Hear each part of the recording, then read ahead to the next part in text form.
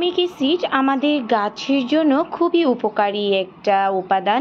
তো humic acid কিন্তু কোনো সার না, এটি সারের কার্যকারিতা বাড়াতে সাহায্য করে এবং উর্বরতা বৃদ্ধি করে মাটির মধ্যে থাকা ফসফরাস, পটাশিয়াম, ক্যালসিয়াম, ম্যাগনেসিয়াম এদের সাথে চিলিশন নামক একটি প্রক্রিয়া যুক্ত হয়ে এর ফলে এই পুষ্টি উপাদানগুলো সহজে গাছের শিকড় দ্বারা শোষিত করতে পারে এবং চিলিশন প্রক্রিয়াটি এক ধরনের রাসায়নিক বন্ধন যা পুষ্টি উপাদানগুলোকে স্থবির বা আবদ্ধ হয়ে থাকাকে থেকে অনেকটাই সহযোগিতা করে তার ভারসাম্য রক্ষা করে।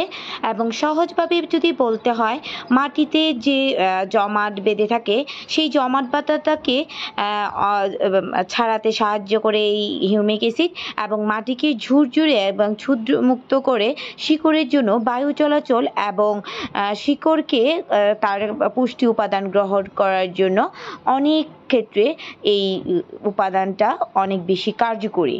এটা আমরা সরাসরি শুধুমাত্র পানির সাথে মিশিয়ে আমরা গাছে প্রয়োগ করব।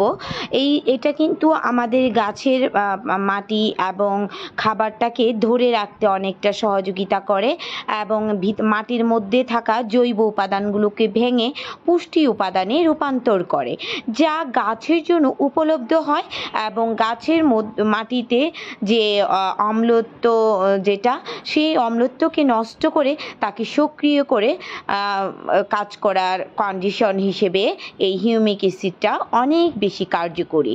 তো এর মূল বৈশিষ্ট্যই হচ্ছে কন্ডিশন হিসেবে কাজ করা, একদম মাটিটাকে মানে বাতাস চলাচলে এবং খাবার গ্রহণ করার জন্য এর ভূমিকা পালন করে। যে কোনো ধরনের চারা গাছ এবং ফলের গাছের জন্য খুবই উপযোগী এই হিউমিক অ্যাসিড।